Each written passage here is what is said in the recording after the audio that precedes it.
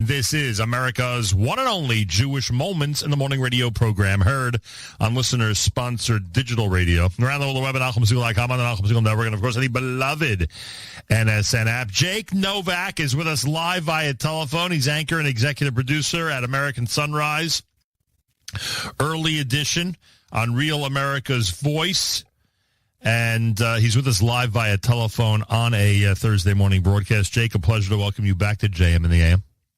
Thanks. Always great to hear from you. I hope I got the title right. Yeah, good enough. Yeah. Oh, good. No, you did. You got it all right. 100%. Did you? You know, one of the things that always fascinate us about you, certainly over the last 4 to 8 years, has been your ability to predict elections, and you're really on target a good amount of the time. And you may tell me it's 100%, but if it's not, it's certainly close to it. What were your feelings going into Tuesday about the three races that everybody was talking about? Did they end up in the number and percentage range that you were thinking of? Well, I did 2 out of 3. I expected Virginia to go to Abigail Spanberger. I expected Zohran Mamdani to win the election in New York. I was surprised. I thought Jack Ciattarelli would pull out New Jersey, and you know, I'm conceding defeat. I'm not being a sore loser here, although they do need to look into the fact that there were 500,000 more votes in New Jersey on Tuesday than there were in the presidential election. That's a massive, massive anomaly. That doesn't happen. So we got to look into that, although I don't think that's going to change the results. So I was wrong about that one. But so, no, I mean, it's pretty much as I expected. And sadly, you know, I mean, and as I was saying going into these elections, you know, I like to do a lot of I'm the 6-day war anchor. I like preemptive strike stuff. Yeah. And I know exactly what the mainstream news media is going to say about things before they say it or when they start to say it. And I like to preempt everyone from hearing it without the truth coming first. And I kept telling everybody, these are hold-serve elections for the Democrats. This is America's bluest city in New York City. These are 2 states in Virginia and New Jersey that clearly, not overwhelmingly, but very clearly voted for Kamala Harris. Right. Not Joe Biden, right. But Kamala Harris.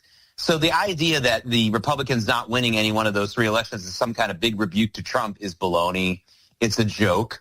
But we also need to be vigilant and humble about this. There were some aspects of the votes especially in New Jersey that the Trump administration should look at very closely and see what it can learn from it, besides just, Trump wasn't on the ballot and that doesn't bring out people, which is an issue, by the way. Yeah, I understand that. A little surprised about the margin of victory in New Jersey, as you indicated. But I also felt bad for Ciattarelli for one reason. If he would have run a year earlier, he would have won. Yeah. Yeah. I mean, there's something to be said for ending this staggered election process in America. I think that, first of all, we should have fewer elective office in this country. I mean, you know, here in New York, we have so many different layers of people that we're voting for, constantly voting. All these people who are on pensions and are doing, you know, Lord knows what to our country. I think that. But second of all, I do think that when you have the most engagement, you talk about voter suppression. The biggest voter suppression is you know, we're just tired of it all. Is fatigue. That's the biggest voter suppression. Right. And if you do have a presidential election every 4 years that really gains everyone's attention, that wakes people up, then that's when you should have as many other elections as well, because people are paying more attention and on down the line. Plus, it would be great just to not hear only about the presidential election every single day, right, and also about some of the others. Yeah, I mean, again, in New Jersey, it would certainly a year ago, things would have been very, very different. I mean, that we know. But I wonder about this, and it's funny because piggybacking on what you just said, isn't it interesting that the city of New York on Prop 6 decided not to go in that direction and to leave it as staggered? Yeah. You know, this is big money. These political consulting firms get, you know, they take a break in these off years, but they don't want to have no money coming in. Right. So that's part of it. Great for the news media. I mean, if you live here in the New York, New Jersey metropolitan area, boy, couldn't get away the commercials were crazy. And back to back. Yeah, I mean, this was the greatest thing that ever happened to the media outlets, because we really haven't had a contended contentious, massively, down to the wire mayor's race in New York City since 1993 when Giuliani beat Dinkins. Right. So it's been 32 years since they raked in that kind of cash. Yeah, but that's what it's about. I would still say in Bloomberg's third term, he did pour a lot of cash into those outlets. But I hear what you're saying. That may have been a bit of an aberration. Jake Novak's with us. All right. So now analyze New York for a second. I said that it would be, I don't know, psychologically beneficial. Use whatever term you want. If Mamdani would get over 50%, they'd use the term mandate more. And it's funny. It wasn't just me analyzing it. There were a lot of people on TV who, from his headquarters who were hoping for that 50. So now the fact that he did hurdle over 50 means what? It means the city council of New York is going to rubber stamp him. Now, luckily for us, the New York State Assembly up in Albany is still a roadblock and a potential stopper on some of the things he wants to do. But even they now will be much more of a rubber stamp operation for him. For people who think that there's going to be this standing up to him at the city council, forget that. That's not happening. The State Assembly, not so much either because of this 50% number. So it's up to us. I called it on my program this morning, Fight Back Thursday, which you can watch after you listen to, you should always listen to them live, and you can watch me, and you can pay attention to my show on tape. Thank you. Excellent advice. Yeah. Yes, you can. My show is much better on tape anyway. You can analyze it, you can stop it, things like that. So there's that. But so this needs to be something, Nachum, this is the first time, I think, in Jewish history where a vicious anti-Semite has come to power, and the smart answer is not to run and hide. Sadly, that's been the answer most of the time. Run, hide, get out, cower, whatever you got to do. Now we are still in a country, thank goodness, where we have our First Amendment rights, where we can assemble and push back against this guy. I mean, literally, there should be a minion outside of his office and outside of Gracie Mansion at least every day, holding vigil on this guy, at least, and hounding him legally, but hounding him. We can do that still. We can do all those things. I think that there should be a large effort by Jewish communities to get on the CCRB, the Civilian Complaint Review Board, which unless good people start to try to flood to get on there, it's going to be peopled by Mamdani advocates who are going to take the police department's right to do their job away. This is the time to stand up more because they have to do it. And running away isn't the answer this time. This isn't the czar. This isn't this isn't some of the other people I'm not going to mention where you better just kind of get out. We still have a right to stand up to this guy, and I think we really need to. And anyone who doesn't do that, I'm sorry, a sermon or two by some of these large congregational rabbis on October 18th, whenever it was way too late, was too little and too late to say the least. We need to stand up now. Yeah, I mean, you're making such a good point. The mantra, once it became obvious that this was a losing cause in New York, the mantra among Jewish leaders became, all right, at least we now have a robust registration for the next time. And maybe this will encourage people to, stay on top of the registration drives, et cetera, et cetera. So, yes, way too late for now. But as you just said, an opportunity to fight in the future.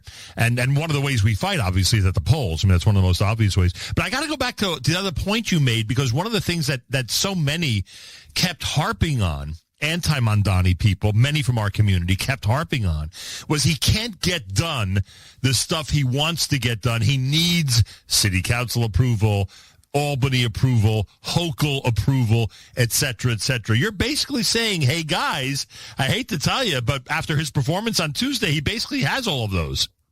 He does. But that's also liberating in a way, because here's what they're going to say. If anyone in the state assembly stands up to him, Republican or Democrat, or in the city council, they're immediately going to be smeared as not only not listening to the voice of the people, but they're also going to say you're a racist, you're an Islamophobe. Right. They're going to say all those things anyway, which is why, and this is something else I said on my program this morning, the first thing that should be done to stand up to this guy, because we can't rely on the city council and the assembly, is absolutely start calling for, even if they don't do it, but regularly calling for the Justice Department to indict and begin the process of deporting Zohran Mamdani. Will it happen? No. Will they call you some kind of crazy racist kook for saying that? Here's a news alert. They're going to call you that anyway, for opposing him on any policy. We have very solid evidence that he took money from foreign donors, $13,000 at least in campaign finance violations, and we also know that he's associated with Hamas and Hamas supporters. That should be enough to begin a process of denaturalizing his citizenship. Will it happen? That doesn't matter.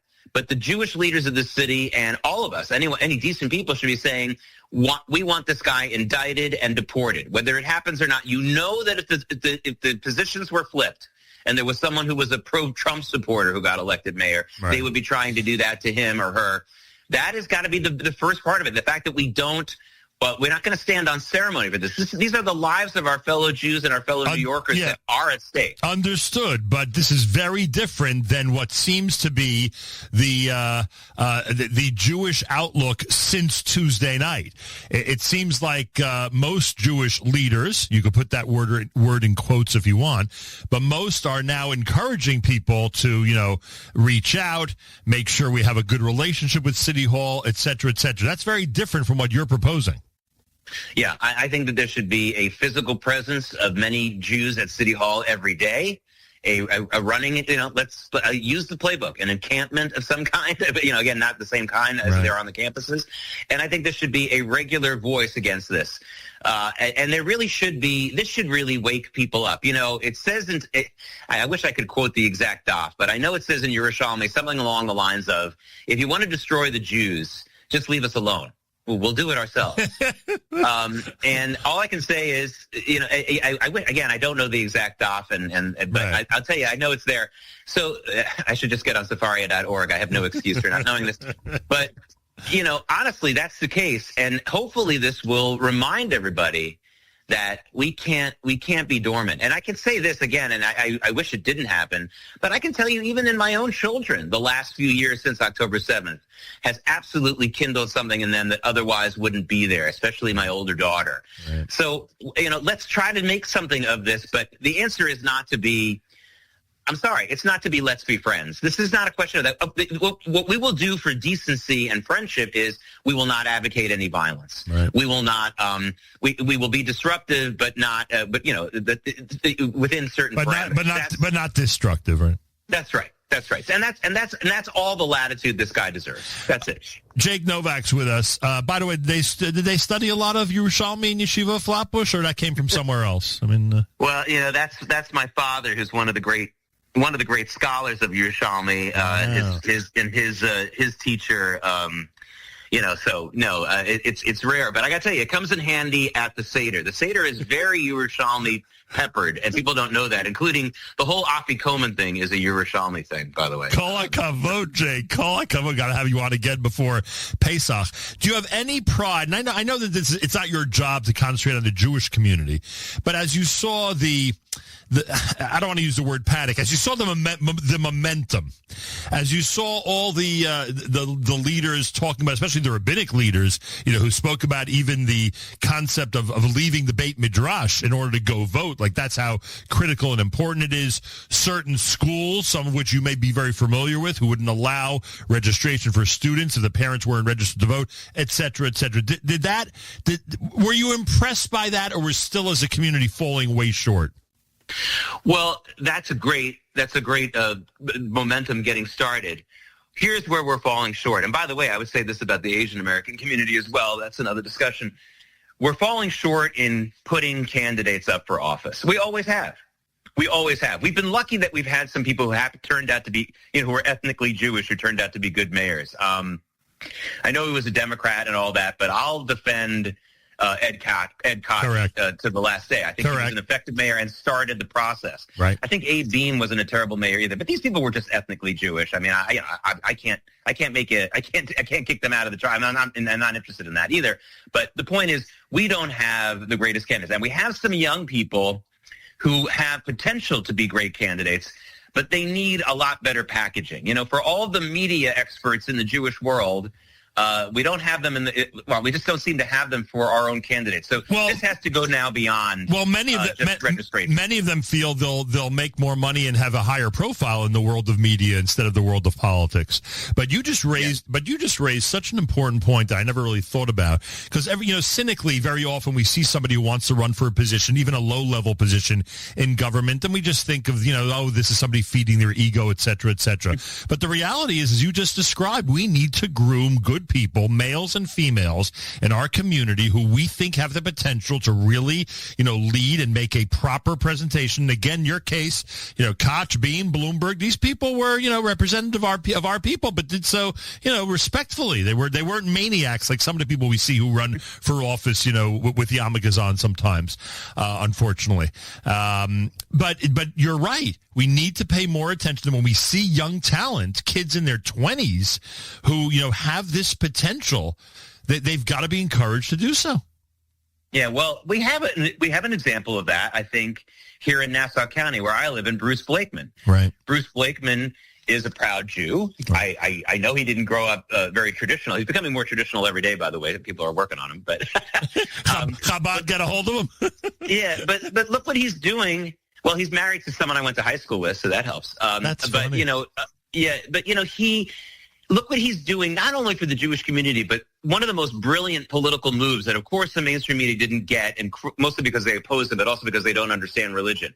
When Bruce Blakeman made that move a little bit more than a year ago to ban boys and girls sports in Nassau County and Nassau County facilities, that was an outreach to the Catholic community here in Nassau County. Right. Anyone who lives here knows that it ain't about boys' sports in the high schools here. It's about girls' sports. I rode the Long Island Railroad to work for more than 20 years every day, and I never heard the parents talk about their boys in high school sports. It was always about the girls, and these were Catholics on Long Island talking about their girls who they wanted to get into Fordham, Notre Dame, Georgetown, Boston College, maybe with the scholarship, and he understood that girls' sports being disrupted here in Nassau County was a disaster for the Catholic community. That this was a Jewish guy who comes from a traditional background, and not personally, but is now living in a traditional background.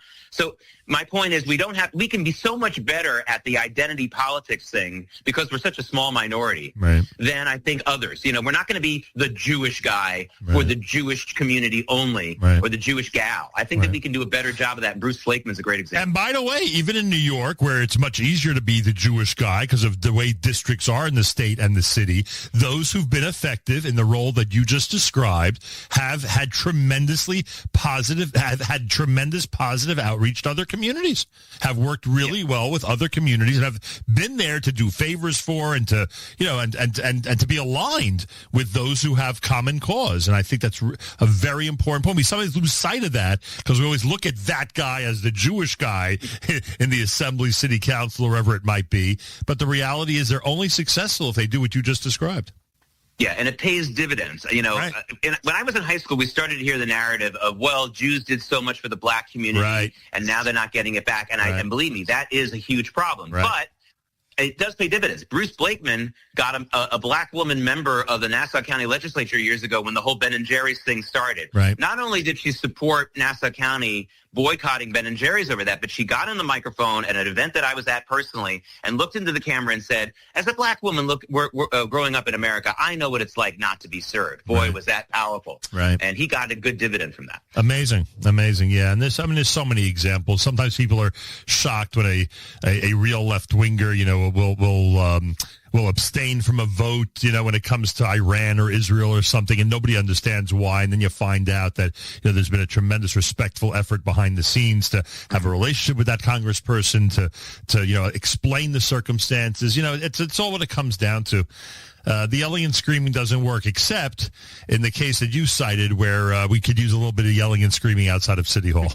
That's it. Yeah, not destructively so. Right. But that has to happen. We should do this for our ancestors. Our ancestors who had no choice but to run and hide. Golda Meir had to live like some part of her childhood in a basement in Ukraine because of pogroms. We don't have to do that. We can still speak out in this country. Many of us can arm ourselves. We can do a bunch of things and not be afraid, at least for now. While we still have that right, we better take advantage of it. What do you think of his proposal, I guess we'd call it. I don't want to say pledge, but a proposal to retain the police commissioner in New York City. Well, we got to find out in what role will the police commissioner be retained? Will he strip the police commissioner's power the ultimate power to fire cops? That still remains with the commissioner in the commissioner's office. If he hands it over to the CCRB, it doesn't matter who the commissioner is. That will be disastrous. So we got to read the fine print on that now. Wow. Boy, there's so much to consider. And she's smart enough, by the way, that if it is as you just described, she probably wouldn't take the job anyway, right? Yeah. Well, again, she would have to, but I hope that she wouldn't go down without a fight. The fire commissioner stepped down and just kind of quietly. I think that this needs to be, look at these people who President Trump has tried to fire or remove from positions. They suddenly become a cause celeb. Lisa Cook on the Fed is still, won't leave. She's still there. Right. Why can't we do that here? I don't understand. By the way, the last thing, I thought of you when I saw this. I don't know if you've seen the Virginia map of the vote on Tuesday. Isn't it unbelievable? I don't know if it's 90% or 80%. It's somewhere up there of the counties were red. But you get a couple of really strong inner city areas, and you're going to win the election. Simple as that. Yeah, well, this is so much reaffirming for those of you learning in your civics classes, and I hope you are, about the Constitution and the great compromises that created our government system.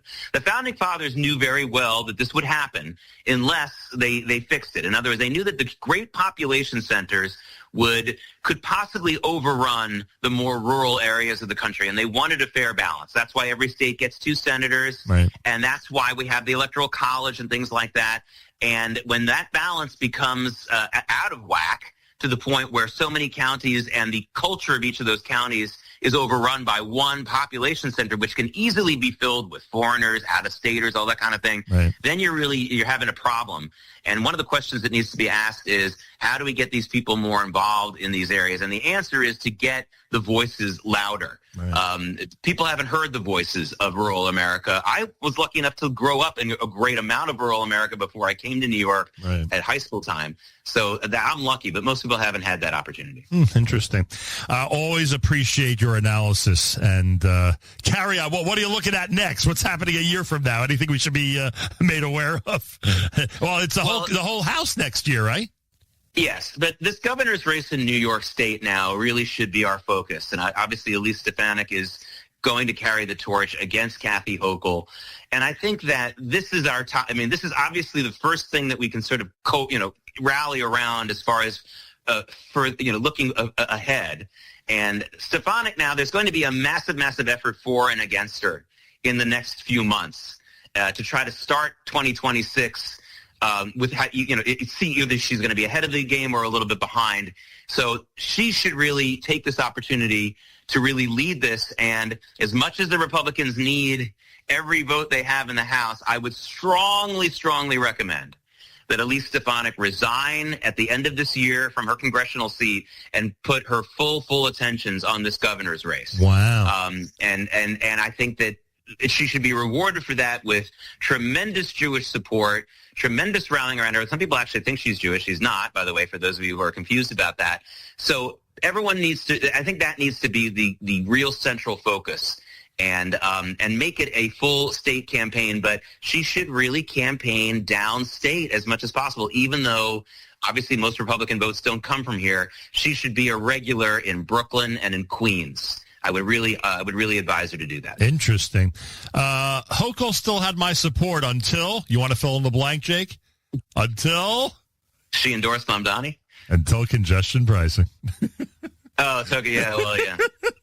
Well, I think she has the worst political consultant advice in the history of any American politician. She's indicative of our problem. Wow. We don't have people who work for individually their candidates. They work for the central office DNC. Any political consultant would have told her your poll numbers are going to go through the roof if you rescind cash-free bail, if you don't do this congestion pricing thing and you're clear on it.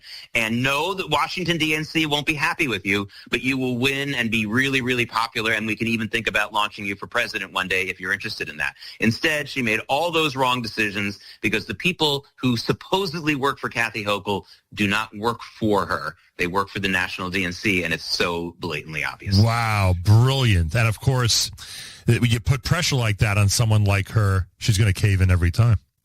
Yeah, she doesn't have the chops Right. or she reminds me of the people I've worked in this business for a long, long time who will read anything you put in the teleprompter. Full disclosure, I read the teleprompter too, but I wrote every word in it, so I'm giving myself a pass. That's one way to chazer over what you're about to say. That's right. Jake, I thank you. Thanks so much, and continued good luck to you. My pleasure. My pleasure. Always amazing to hear analysis from Jake Novak, anchor and executive producer at American Sunrise Early Edition.